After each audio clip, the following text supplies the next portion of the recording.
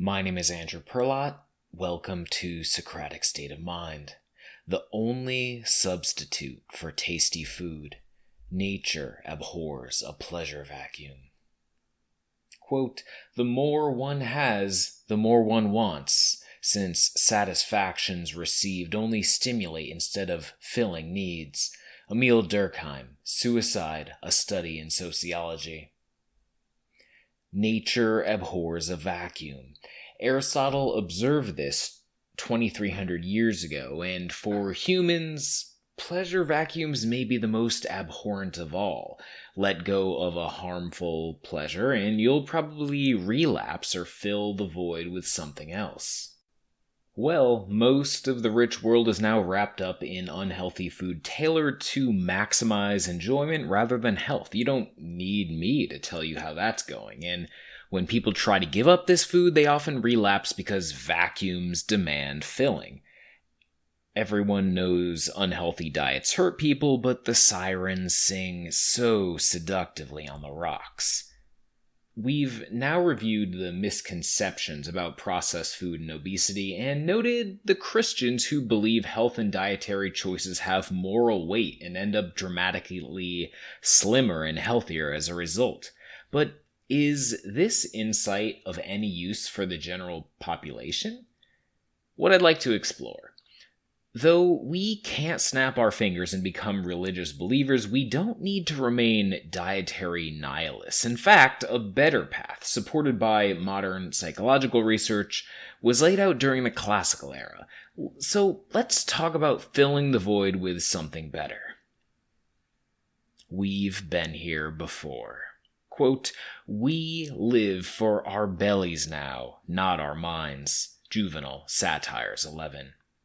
We may be doomed to repeat the ancient world's aristocratic mistakes, only scaled to all of humanity. Finding meaning, unfulfilling leisure, fitness, and yes, obesity in food. The ancient world shared this problem too. While Rome's teeming masses subsisted in good health on monotonous diets of pulse, porridge, beans, and vegetables with some fish and cheese thrown in periodically, the wealthy Roman elite hoovered up fatty and sweet delicacies from the far reaches of the empire. Their slave cooks prepared elaborate feasts aimed not at fulfilling the body's needs, but exciting the tongue. But the patricians' diet was killing them, and they knew it. Far from being paragons of excellence, many Roman aristocrats became bloated slobs hobbled by disease. The physician Galen found it necessary to classify his many overfed patrician patients as either fleshy, sarcodes, obese, paces, or morbidly obese, polysarcos. Sorry, ancient Greek speakers, I probably just butchered your language. Anyway, the later, the morbidly obese, couldn't walk without sweating, reach the table over their bellies, give birth healthfully, or clean themselves. In other words, the ancient Romans knew exactly what we were dealing with our morbid obesity. The disability or ill health of many of the best and brightest was a periodic problem for the Romans. For instance, after a string of crushing military victories, Pompey the Great returned to Rome. Finding peace boring, he threw himself into drinking and feasting with gusto, filling a void, you might say. He put on weight and became plagued by health problems.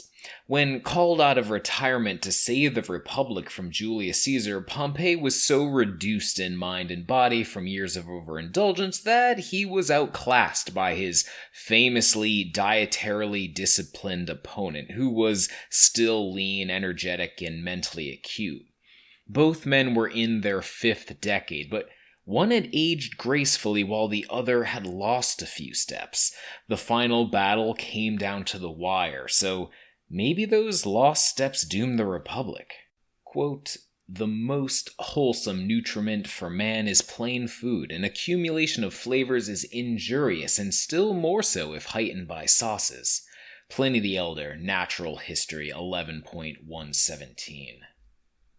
Variations on this story are found throughout Roman history. Several militarily effective emperors and generals developed gout so bad they couldn't lead their armies. Sometimes disasters followed when they outsourced the work.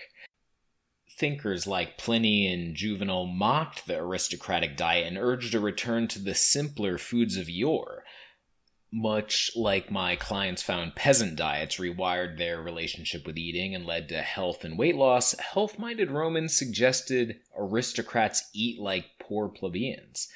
But they ran into a problem every modern dietitian and doctor understands.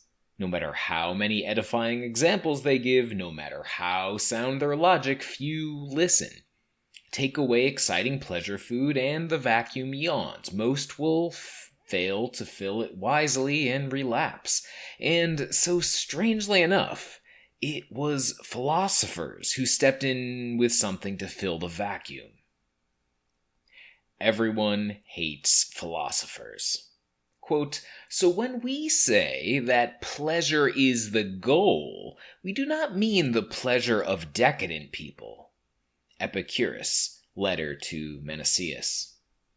The classical world had a love-hate relationship with philosophers. Emperors killed and exiled the ones who wouldn't shut up about their high standards. They were often mocked, but they always had a following because unlike most of today's philosophers, their ideas helped people navigate real-world problems. And so a surprising amount of ancient diet philosophy survives, with thinkers coming at the subject from different directions. Let's talk about the two major schools during the Roman period. The Epicureans. We think of Epicureans as dietary hedonists and pleasure seekers, but Epicurus was famously restrained in his eating. He appears to have mostly eaten barley porridge, bread, and vegetables, and his idea of a luxurious gift was his friend sending him a pot of cheese. Why would a pleasure seeker choose less pleasurable foods? A simple cost-benefit calculation. Quote, we do not choose every pleasure, but sometimes we pass over many pleasures when greater discomfort accrues to us as the result of them. Epicurus, letters to Menicius.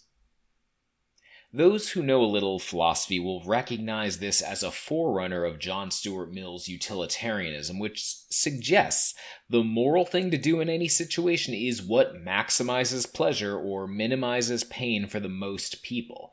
The West abandoned classical morality long ago, and even the religious seem content to discard many moral precepts. So utilitarianism is the last moral framework standing in the sense that politicians and intellectuals vaguely reference its pleasure-pain model to justify policy.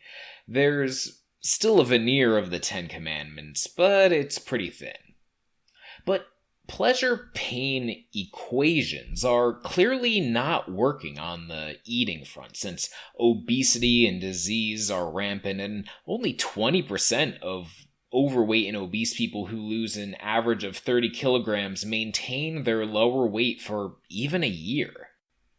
As much as people enjoy and seek lean bodies, health isn't enough to fill the vacuum opened by reduced food pleasure for most of them. That's where the Stoics come in.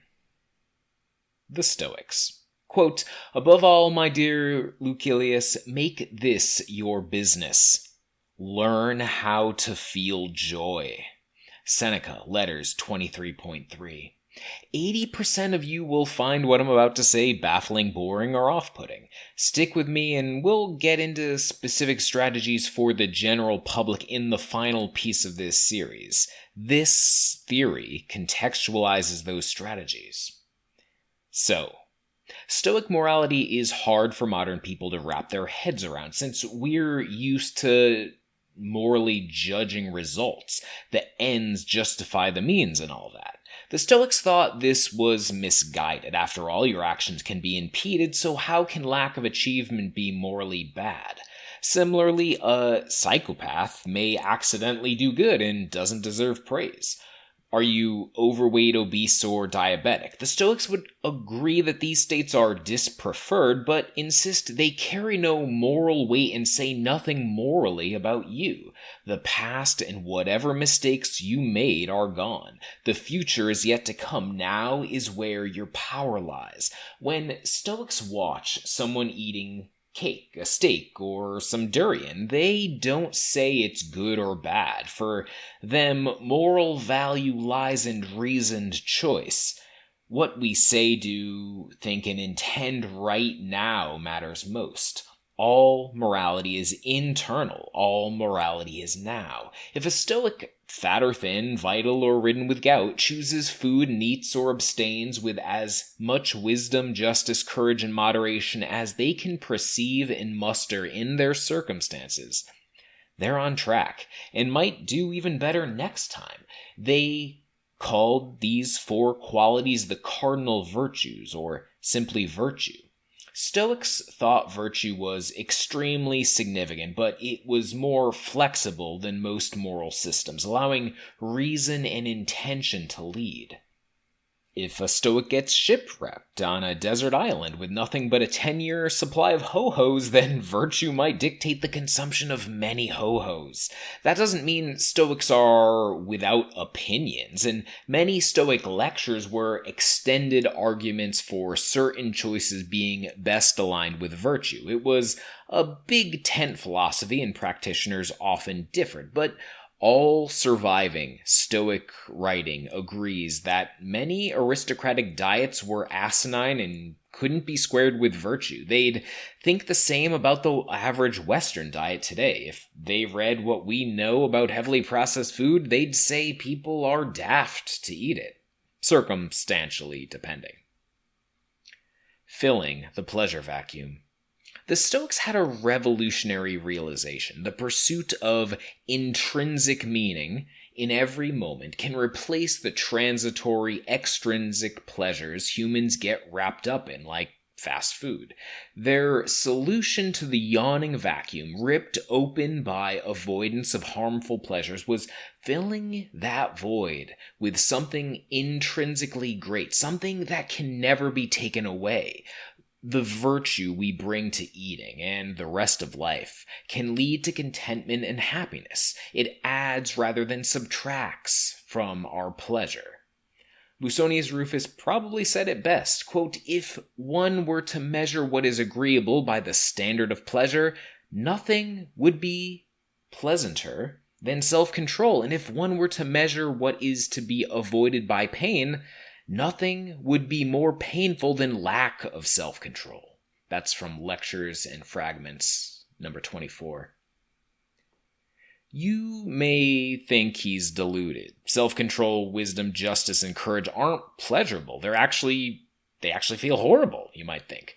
I agreed with you when I encountered this idea 23 years ago. I was obese, plagued with an autoimmune disease, depressed, and generally saw life as a thing that happened to me. My litany of problems was ridiculous. When I read Meditations and saw Marcus Aurelius suggest virtue was all important, I threw his notebook down in disgust. Didn't he understand I was a victim, that life was unfair to me, that I had serious problems that virtue couldn't solve? I wrestled with this for years, but eventually I had to conclude he was right. I like pleasure, but when achieving pleasure and avoiding pain is the goal rather than the result of a well-run life, things usually get worse for me. Asking, how can I bring virtue to this moment, has never worsened my situation. Usually it improves my life and makes me happy in a way young Andrew would have found unlikely. So, in short, Seneca was correct. Quote, "To proceed toward the happy life, let virtue go in front and let pleasure follow." That's from On the Happy Life, 13.5. How virtue becomes shiny. Here's where we bring in those healthy eating lean Adventists. bucking our obesity epidemic. They stayed trim because they cast moral aspersions on what most Westerners do, gleefully chase pleasure without thought to its effect on our bodies, minds, and communities. When they eat well, they're chasing an elevated connection. This is hard to replicate if you're not a believer. If you're not, eating smart only gets you utility, and pleasure may trump that. There's no active creator god in Stoic philosophy, but ancient Stoics believed virtue was the most important thing because the universe was ordered by laws, a kind of pantheism. Humans were part of the universe, so they had a spark of divinity and could participate in the divine order by acting with virtue. The creation of this alignment was good, and pleasure and happiness usually followed. Today, that's not an easy sell.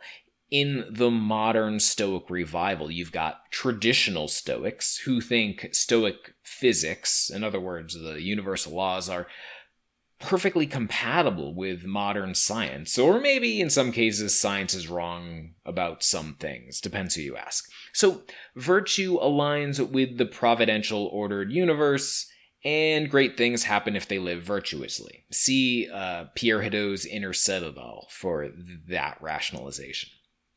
There's modern Stoics who think the opposite. Most strip out the Stoic pantheism and physics, but believe virtue is so self-evidently good that the lack of a providentially ordered universe doesn't matter. It's still the best bet. See Irving's Guide to the Good Life for a rough approximation of this argument. Not really exact.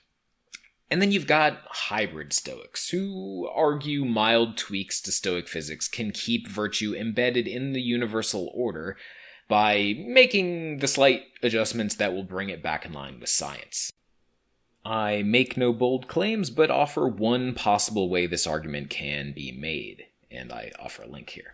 I personally find virtue's benefits so self-evidently good after many years of hard testing that I agree with the Stoic paradox. Virtue is the only good, but without physics, you lose the elevation and universal alignment aspect, which makes it a harder sell for many people.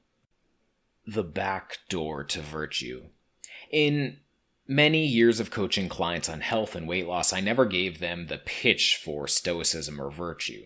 Too hard of a sell. They were coming to me for weight loss, not the good life. But I learned that there are some back doors to virtue consciousness that I could help them walk through, and the result was self-efficacy and improved outcomes. So in my next piece, I'll be talking about the strategies I found to enact the theory I wrote about here. Thanks for listening. See you next time.